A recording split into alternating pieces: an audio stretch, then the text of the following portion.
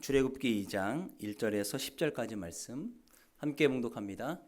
레위 가족 중 한 사람이 가서 레위 여자에게 장가들어 그 여자가 임신하여 아들을 낳으니 그가 잘생긴 것을 보고 석 달 동안 그를 숨겼으나 더 숨길 수 없게 되매 그를 위하여 갈대 상자를 가져다가 역청과 나무 진을 칠하고 아기를 거기 담아 나일 강가 갈대 사이에 두고 그의 누이가 어떻게 되는지를 알려고 멀리 섰더니 바로의 딸이 목욕하러 나일 강으로 내려오고 시녀들은 나일 강가를 건널 때에 그가 갈대 사이에 상자를 보고 시녀를 보내어 가져다가 열고 그 아기를 보니 아기가 우는지라 그가 그를 불쌍히 여겨 이르되 이는 히브리 사람의 아기로다. 그의 누이가 바로의 딸에게 이르되 내가 가서 당신을 위하여 히브리 여인 중에서 유모를 불러다가 이 아이에게 젖을 먹이게 하리이까. 바로의 딸이 그에게 이르되 가라 하매 그 소녀가 가서 그 아기의 어머니를 불러오니 바로의 딸이 그에게 이르되 이 아기를 데려다가 나를 위하여 젖을 먹이라. 내가 그 삭을 주리라. 여인이 아기를 데려다가 젖을 먹이더니 그 아기가 자라매 바로의 딸에게로 데려가니 그가 그의 아들이 되니라. 그가 그의 이름을 모세라 하여 이르되 이는 내가 그를 물에서 건져냈음이라 하였더라. 아멘. 할렐루야. 옆에 분과 인사 나누겠습니다. 반갑습니다. 반갑습니다. 환영합니다. 5월입니다. 그래서 가정 이야기들을 좀 해보겠습니다. 우리 어르신들은 이제 자녀들이 또 가정을 이루고 있잖아요. 그러니까 말씀으로 자녀들에게 권면을 해주시기를 바랍니다. 현재 가정을 이루고 있는 또 우리 부모님들은 우리 가정을 말씀대로 세워나갈 수 있나 살펴보시고요. 자, 먼저 모세의 가정 이야기를 좀 해보겠습니다. 누구나 다 인정해요. 가정은 사회를 구성하는 가장 작은 요소이며 가장 중요한 요소이다. 그리고 하나님께서 우리에게 만들어 주신 최초의 공동체가 바로 가정입니다. 가정의 건강이 그 한 개인의 건강에 지대한 영향을 미치는 것은 당연합니다. 그러니까 성인인데 문제를 일으키는 성인들 있잖아요. 그 뒤에 반드시 문제 있는 가정이 있었다. 이게 이제 결과잖아요. 그러니까 가정은 개인이 성장하는 데에 인격적으로나 환경적으로 지대한 영향을 미치는 것이 분명합니다. 구약 성경의 가장 위대한 인물 중에 한 명을 뽑으라고 하면은 모세인데요. 이 모세가 구약 성경을 대표하는 인물이지만 가정에 대해서 별로 살펴본 적이 없는 것 같아요. 모세의 가정에 대해서 성경에 나와 있는 대로 같이 한번 살펴보겠습니다. 모세가 태어난 때가 언제냐면 우리가 이제 우리 김용래 어르신이 교회 다니신 지 얼마 안 되셨기 때문에 잘 모르시지만 대부분 아실 거예요. 천천히 말씀을 드려볼게요. 요셉의 초청으로 야곱 포함해서 70명이 애굽으로 내려가죠. 애굽은 지금의 이집트. 그리고 나서 엄청나게 많이 번창하잖아요. 많이 번창을 했는데 요셉을 알지 못하는 새 왕조가 생기면서 이스라엘 사람들을 노예 삼습니다. 애굽왕 바로, 우리가 흔히 알고는 파라오라고 하죠. 바로는 이스라엘 사람들이 반란을 할까 늘 노심초사했어요. 인구가 많은데 적국이 쳐들어오는데 그 적국과 이스라엘 사람들이 결탁을 해서 반란을 일으키면은 큰 위협이 되잖아요.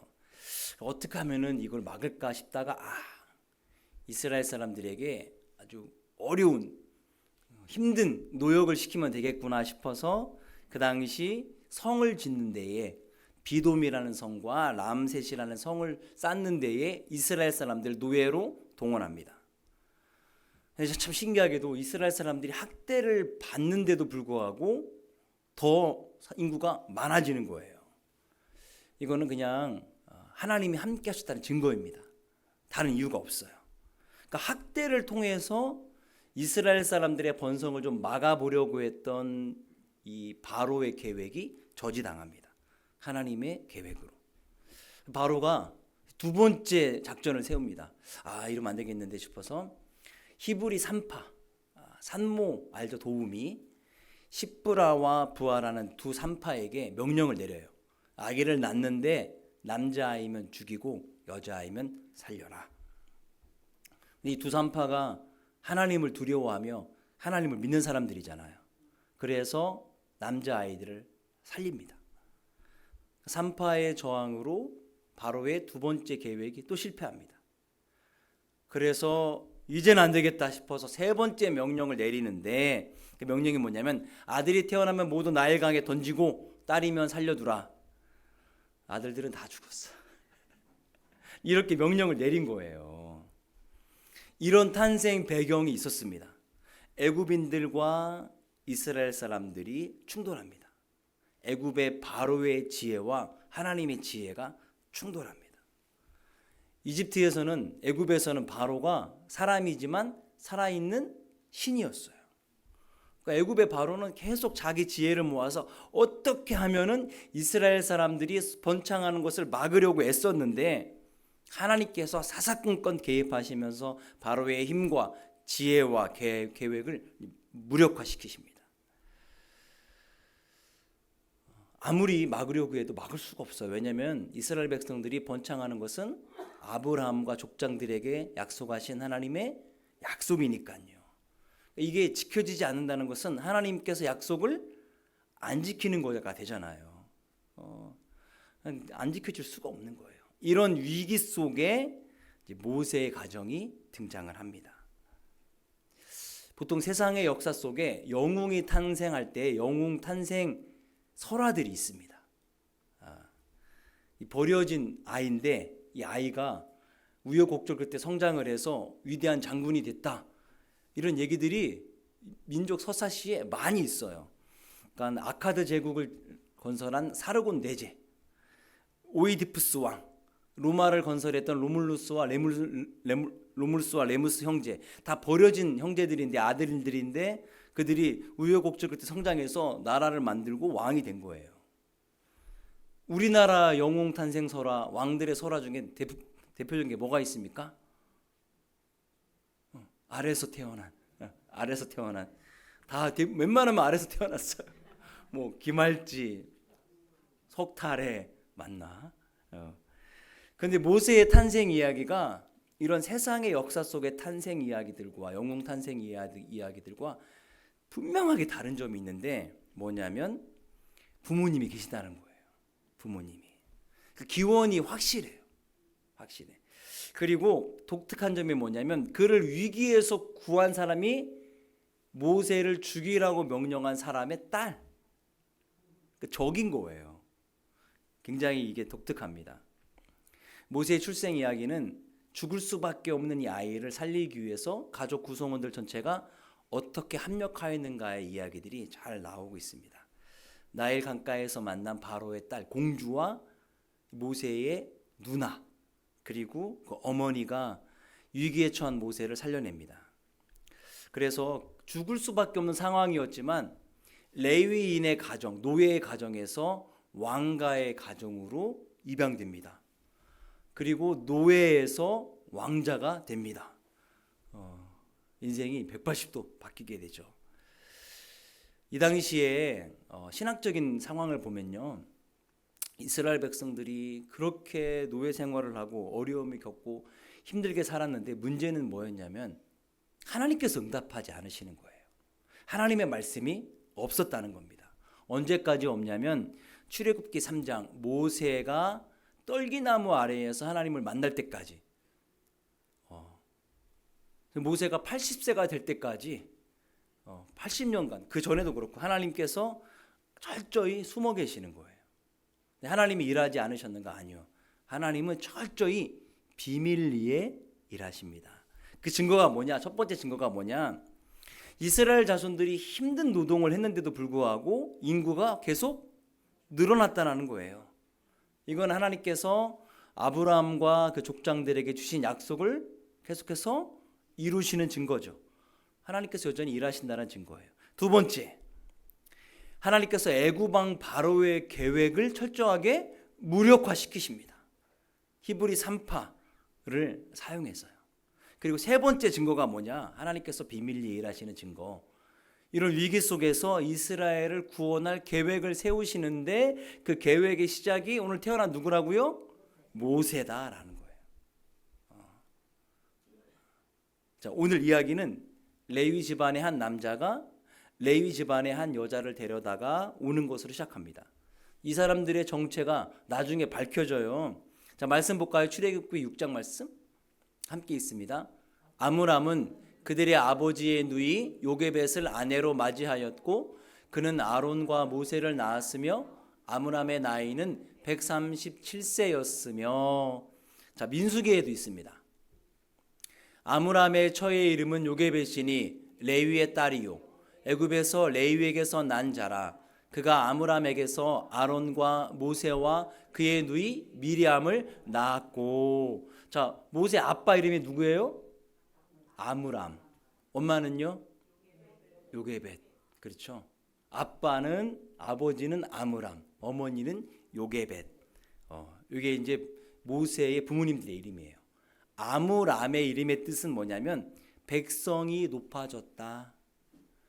요게벳은 여호와는 영광이시다 하는 뜻이에요.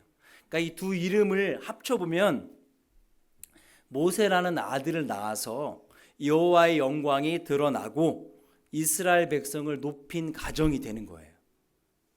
이름이.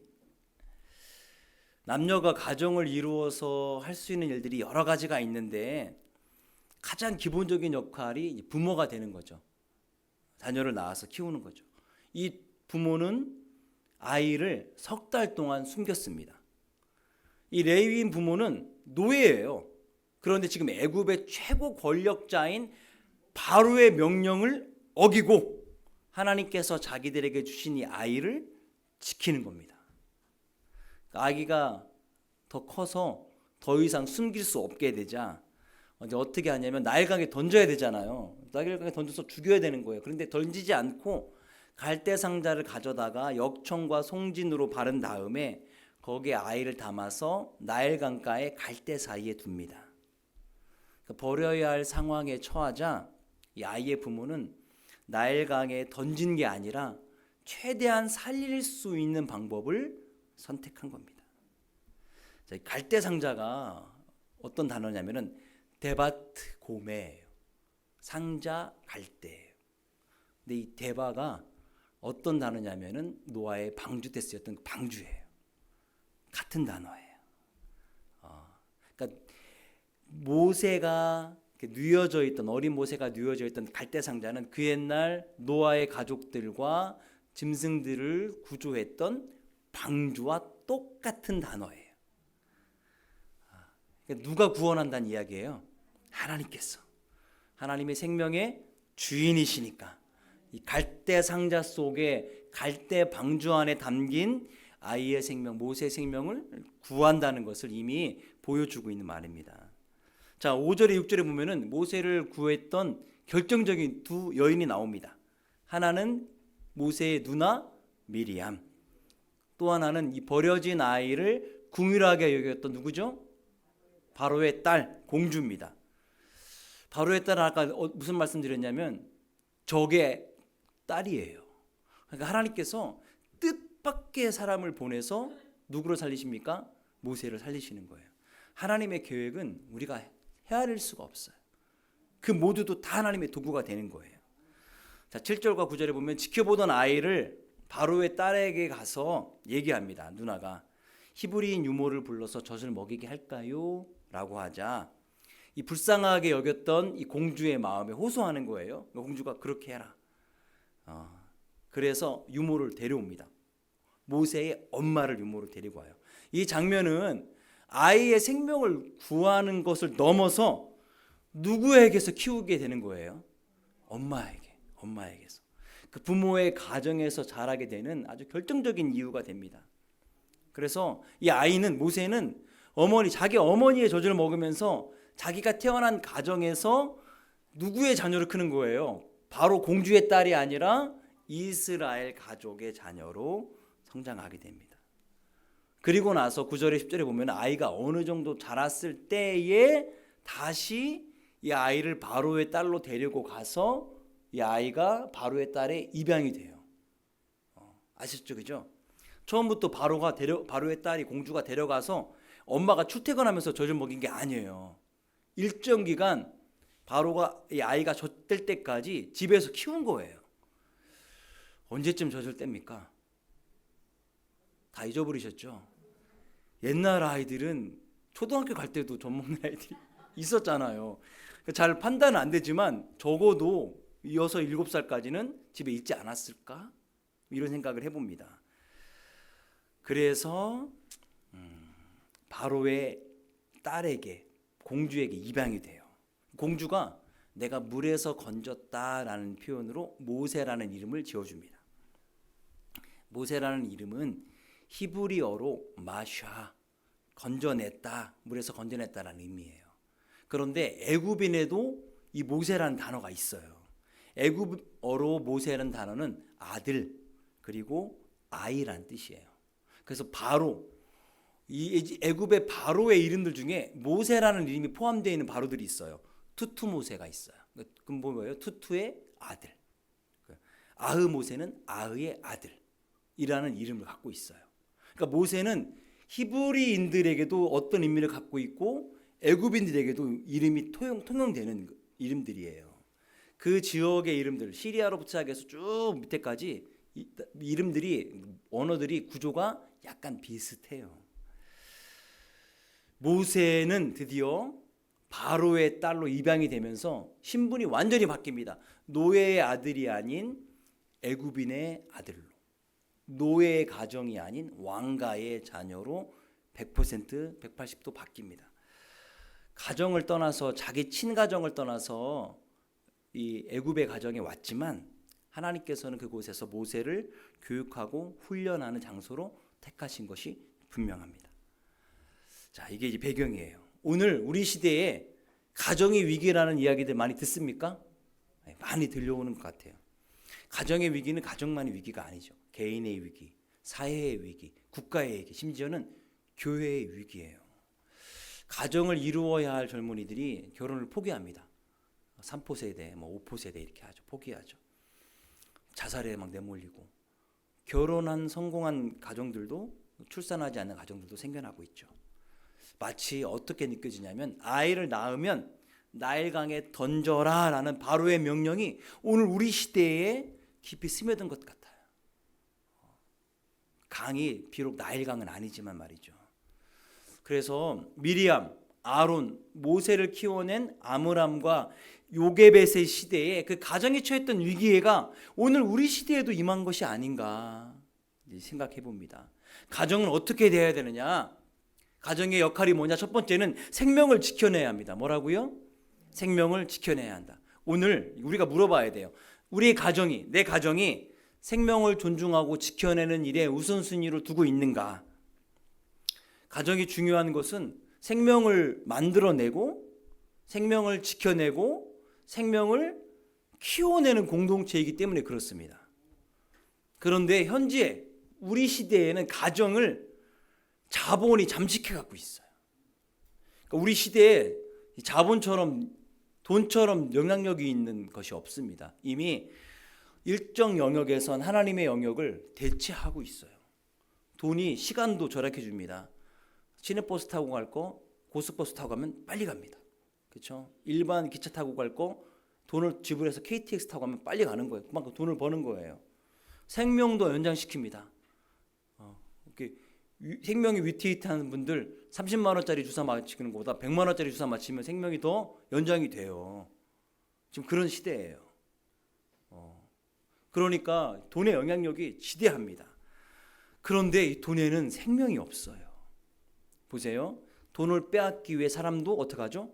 죽입니다. 돈을 벌기 위해 사람을 죽음의 세계로 내몰기도 합니다. 돈 때문에 부모 관계, 부부 관계, 형제 관계 다 파탄납니다. 그러니까 생명을 생산하고 키워나가야 할 이 가정이 돈 때문에 역할을 잃어버리는 거예요. 돈 때문에 파탄이 되는 거예요. 해체되는 거예요. 수많은 우리의 자녀들이 이 자본의 논리 속에서 현재 우리 시대의 나일강에 그냥 던져지고 있는 게 아닌지 우리가 좀 경계해 봐야 합니다. 가정은 우리 시대에 그 옛날 모세를 구원해냈던 갈대상자가 되어야 합니다. 방주가 되어야 돼요.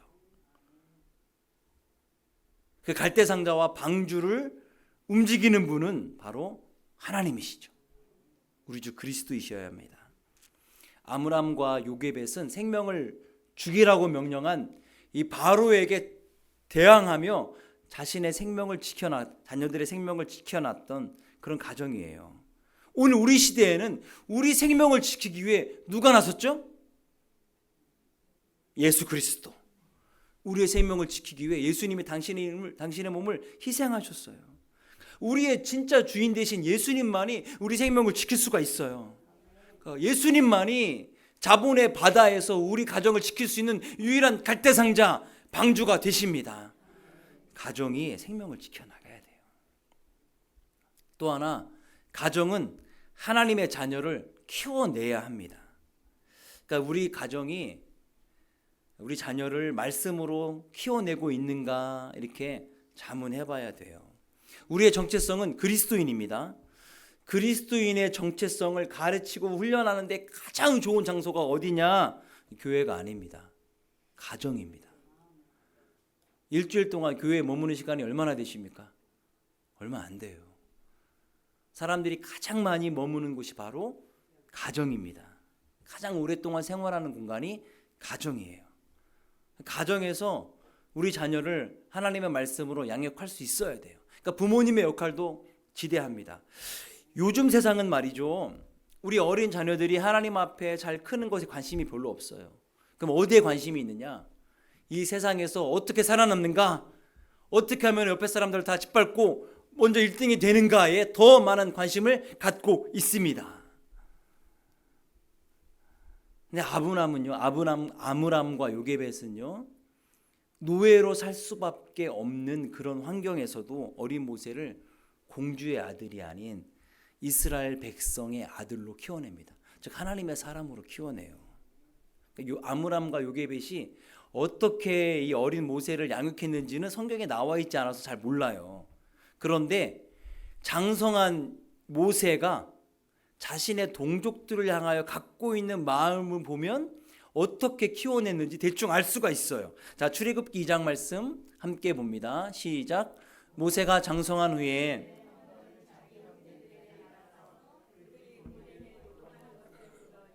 어떤 애굽 사람이 한 히브리 사람 곧 자기 형제를 치는 것을 본지라. 좌우를 살펴 사람이 없음을 보고 그 애굽 사람을 쳐 죽여 모래 속에 감추니라. 모세가 40세 때 일입니다. 이미 다 장성한 때의 이야기예요. 그런데 그가 여전히 노예로 일하고 있는 이스라엘 사람들을 자기 동족으로 여기고 있는 거예요. 이집트의 왕자로 살았지만. 왜 그런 거예요? 왕자가 되기 전 집에서 너는 이스라엘 자손이다라는 교육을 받고 컸기 때문에 그렇습니다. 모세는 누가 생각해도 미래가 보장되어지고 안락한 이 왕자의 삶을 선택할 것 같은데 왕자의 삶이 아니라 누구의 삶을 선택했죠? 노예 이스라엘의 삶을 선택합니다. 왜 그런 거예요? 신앙교육 때문에 그렇습니다. 전적으로 아므람과 요게벳 부모님의 가정교육, 신앙교육에서 이 선택이 비롯된 거예요. 신앙교육은 말이죠, 이 시대의 유혹과 불의를 견뎌낼 수 있는 유일한 힘입니다. 믿으십니까? 그 힘의 가장 큰 바탕이 바로 신앙이고 가정에서부터 길러질 때 가능한 거예요. 자, 가정은 생명을 지켜내야 하고 하나님의 자녀를 키워내는 가정이 되어야 하며, 마지막 세 번째는요, 세상에서도 인정받는 가정교육이 있어야만 됩니다. 자, 우리 가정교육이 이렇게 물어야 돼요. 우리가 가정에서 키우는 이 교육이 세상 문화를 바꿀 수 있는, 주도할 수 있는 교육이 되고 있는가? 모세는 애굽의 왕궁에서 왕자로 자랐습니다. 이 왕궁의 교육이 뭐 그냥 어설프지 않았겠죠. 체계가 있고 광범위하며 장차 왕이 될 수도 있는 왕자들을 키우는 교육이기 때문에 얼마나 탁월한 교육들을 시켰겠습니까? 모세가 그 교육을 다 받은 거예요. 그런데 여러분 명심하십시오. 이 모든 애굽의 교육은 그가 가정에서 이스라엘 사람으로 자라는 그 교육의 기반 위에, 신앙의 정체성 위에 세워진 거예요. 자, 우리 에스더 4장 14절 말씀 볼까요? 함께 있습니다. 이때에 내가 만일 잠잠하여 말이 없으면 유다인은 다른 데로 말미암아 노임과 구원을 얻으려니와 너와 내 아버지 집은 멸망하리라. 내가 왕후의 자리를 얻는 것이 이때를 위함이 아닌지 누가 알겠느냐 하니. 자, 모르드게가 에스더에게 한 이야기죠. 현재 유다 민족들은 몰살당할 위기에 처해 있습니다. 그런데 모르드게가 왕후가 된 에스더에게 말하는 거예요. 네가 왕비가 된 것은 이 현재 우리 민족이 몰살당한 이 위기를 극복해내기 위해서 된 것 같다라고 얘기하는 것이죠. 모세가 왕자가 된 것은 이스라엘 백성들을 위기에서 구해내기 위한 하나님의 계획이며 방법입니다. 똑같아요. 이 에스더와. 그렇기 때문에 그 모든 왕자의 교육을 이스라엘의 신앙의 기반 위에서 배우게 된 거예요. 자, 오늘은 우리의 시대는 옛날에는 일부만 선택받았던 교육이 모두에게 보편화된 시대입니다. 옛날 우리 시대만 봐도 누가 교육받을 수 있었나요? 일단 양반, 왕자들, 왕가, 그리고 일반 평민도 양민도 교육을 받을 수 있었지만 그 교육의 깊이가 아주 낮았습니다. 교육받을 기회도 돈도 없는 거예요. 선택받은 사람들만 교육받을 수 있었는데 지금은 자기 의지와 있고 돈만 있으면 대학원까지 계속해서 공부를 할 수가 있습니다. 그런데 뭐가 문제냐면은 아무리 이런 훌륭한 교육을 받아도 교육을 받는 그 사람의 마음이 중요한 거예요. 그 마음이 악하다면 그 교육 내용은 어떤 일에 쓰일까요? 악한 일에 쓰입니다. 악한 일에. 우리가 생각을 해보면은 아니 우리 시대는 대학 교육을 받은 사람들이 이렇게 많고 박사가 이렇게 많고 교육 환경이 이렇게 좋은데 세상은 더 악해져요. 범죄가 더 심각하단 말이에요. 악한 마음의 교육을 받으니까 악한 대로 그 교육을 쓰는 거예요. 교육을 받는 사람의 마음이 악하다면 이런 결과가 낳게 됩니다. 그러니까 사회가 재앙을 낳게 되는 거예요. 훌륭한 교육을 받는 것보다 더 중요한 것이 그 교육을 수용하는 마음인 거예요. 그 마음의 상태가 하나님을 경외하는 마음이라면 어떻게 되는 거예요? 하나님을 위해 쓰는 거죠. 근데 그 마음이 명예와 욕망에 쌓여 있다면 교육받은 것을 어디에 씁니까? 자기 명예와 자기 욕망을 채우는 데만 쓰기 때문에 사회가 힘들어지고 세상 사람들이 피해를 입게 되는 거예요. 우리는 교육하는데 굉장히 많은 돈을 씁니다. 한국 사람들은 유명하죠. 우리가 이제 집안의 지출을 하는 것을 보면은 몇 퍼센트를 지출하느냐에 따라서 어디에 중요성을 갖고 있느냐를 알 수 있거든요. 엄청나게 많은 부분들 아이가 자라날 때 교육비로 지출해요. 그만큼 교육이 중요하다는 것을 보게 되는데 중요한 것은 그 교육의 목적과 방향이죠. 무엇을 위해 어떤 방향으로 공부를 시키느냐. 이게 제대로 중요하게 결정되지 않으면 결국 공두탑은 무너집니다. 가정이 이 아이들을 잘 키워낼 수 있는 공간이 되어야 되는데 요즘 아이들을 가르치는 게 쉽습니까? 어렵습니까? 어려워요. 아이들이 조금만 크면 사춘기만 되면은 엄마들 아빠들 얘기가 잔소리로만 들린. 우리 사춘기를 겪고 있는 자녀들아 다 이해한단다. 어떻게 하느냐? 말로 못 가르치죠. 결국은 우리의 뒷모습을 보고 배우게 해야 돼요. 먼저 일어나고 먼저 정리하고 먼저 하나님 앞에 설 수 있는 모습들을 보여줄 수 있어야 돼요. 그러니까 자녀들을 말씀으로 양육하는 데 있어서 우리 부모님들의 신앙이 굉장히 중요합니다. 부모님들의 신앙을 다음 세대들에게 물려줄 수 있어야 돼요.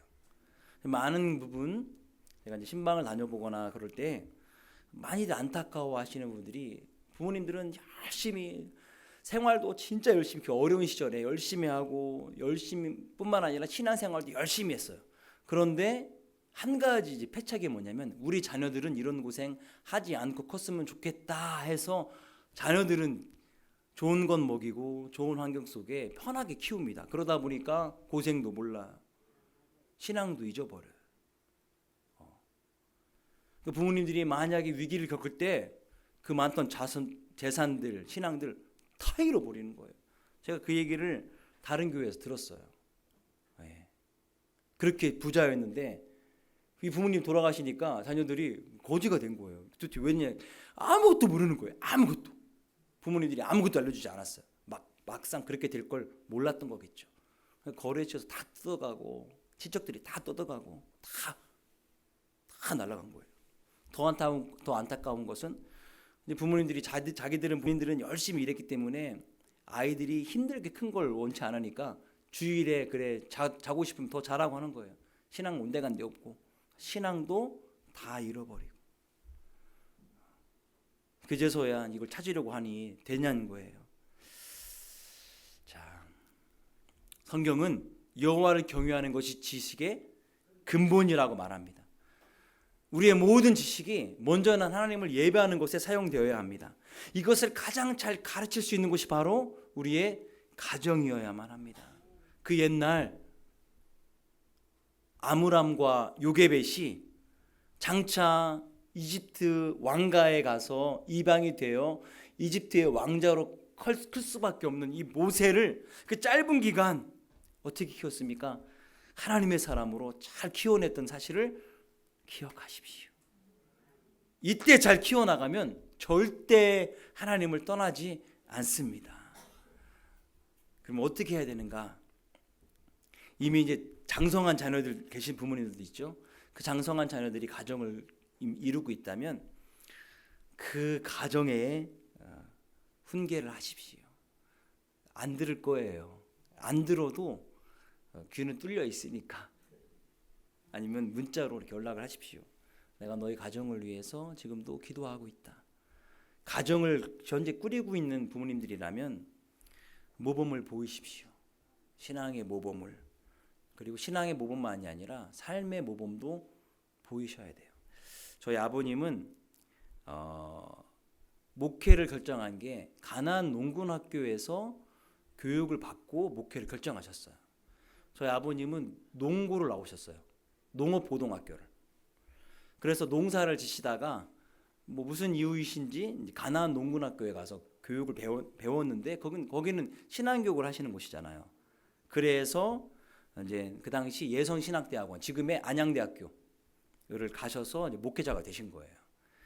근데 이제 식사 자리에서 누누이 강조했던 게 뭐냐면 밥 한 톨 남기지 말아요. 왜요? 농부가 이 밥알 한 톨 얻기 위해 노력을 많이 했으니까. 저희는 그래서 절대 밥알 안 남깁니다. 다 싹싹 긁어가지고 떨어진 것도 혼났어요. 이러면. 그게 저희가 배웠던 밥상머리 교육 중에 하나예요. 아이에게도 그렇게 얘기하는데 할아버지가 계셨으면은 엄하게 가르치셨을 텐데. 그게 저희 아버님이 저희에게 여러 가지 가르쳐준 것 중에 주신 하나의 교훈이기도 해요. 절대 밥알 남기지 마라. 그리고 본인이 이제 실천해 보이시고 이렇게 먹어야 된다. 이렇게 가정을 잘 세워 나가십시오. 가정이 너무너무 위기입니다. 적어도 해찬의교회 귀한 가정들은 말씀으로 하나님의 복음으로 충만한 그런 가정 되시기를 축원드립니다. 찬양 드리고 함께 이 시간에 기도